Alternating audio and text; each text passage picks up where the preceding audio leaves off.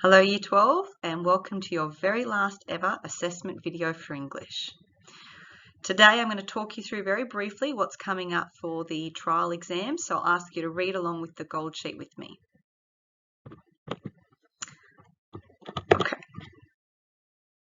Okay, so you can see that it is quite heavily weighted. It's weighted at 30%.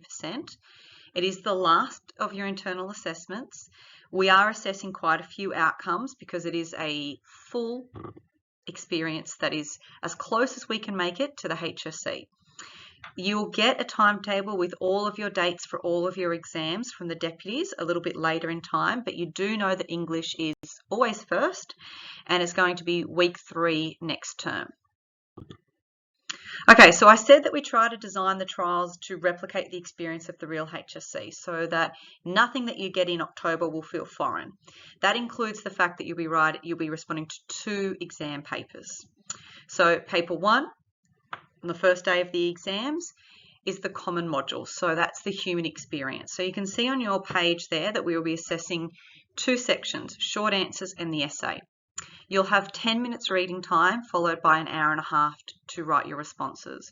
During those 10 minutes reading, you cannot mark the paper in any way. It's for you to firstly get comfortable with the paper and understand where the questions are, but mainly you're using those 10 minutes to engage with the reading. So you'll be given, as the first dot point under section 1 says, a range of unseen texts. The workshop that we did a few months ago in the theatre prepared you for this.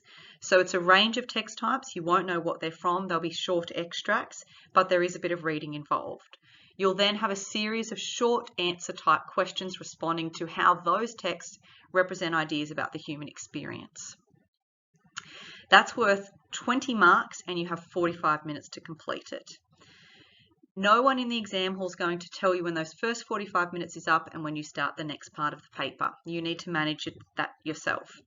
The second part of the paper is the critical response. So you know it's an essay based on the human experience, and because you're in advanced, you were doing 1984. Unlike your podcast, there is no related text. So this is very similar to what you did in the skills test. Again, 20 marks, 45 minutes, so they're both weighted equally. Once that exam's done, go home, have a sleep, come back the next day for paper 2. Okay, so paper 2 is where it is explicit or exclusively advanced. So paper 1, there will be some questions that overlap between standard and advanced.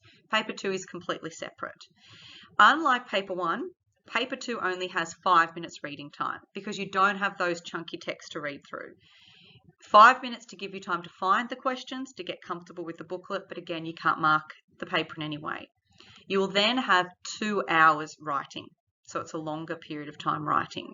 It's divided into 3 sections. They're all weighted equally, so they're all 20 marks and they're all 40 minutes. And again, you have to navigate your time. You can do the paper in any order, you just write the different answers in the different booklets. So, first one is Module A. So Module A is your textual conversations. That's the unit you're doing in class now, your Plath and Hughes study. So you'll be required to write an extended, sustained essay on their poetry.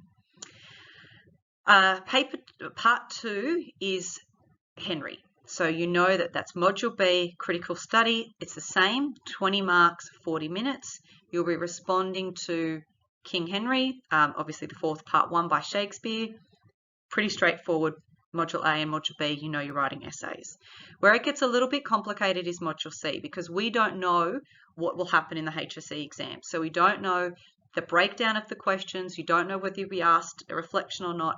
We are giving you a little bit more information for Module C. So we are telling everyone explicitly that we will not be mandating a form, you will have choice. Knowing full well that Module C is imaginative, discursive, and persuasive. Okay, we are telling you will have choice, so that's one lucky thing. You will be asked to write a reflection. So again, we don't know in the HSC, but I'm telling you that we will be asking that for your trials. What you do not know is the mark breakdown, whether it's a 10, 10, 15, 5. You don't know the nature of the reflection, in what form that will take. And we haven't decided yet. So whether we refer to a Module C text or not, don't know. So I'd be prepared for that as well. We may ask for you to address one of your mentor Module C texts. Okay. The last page on your gold sheet is this very long detailed table. It's one of the suggested methods for you to start to prepare what you actually need to do to get ready for the trials. So you'll see that the exam's broken into 5 sections: short answer, 1984, Plath Hughes, Henry, Module C. For each of those 5 sections, there's a section on your page. We're giving you some suggestions of activities to complete to get you ready. Some of these activities start pretty simple, like a visual representation of how the ideas in King Henry, or it might be making flashcards of the key quotes. I've also in the bottom given you some general tips, so things about vocab tables and so forth. The main thing is be curious, read wisely, ask questions.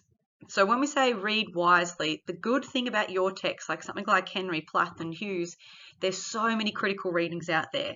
Smarter people than me writing way more academic essays that you can go away, read, find information and develop your understanding. Ask questions. Have conversations with your teacher about what has been going well, what you need to improve.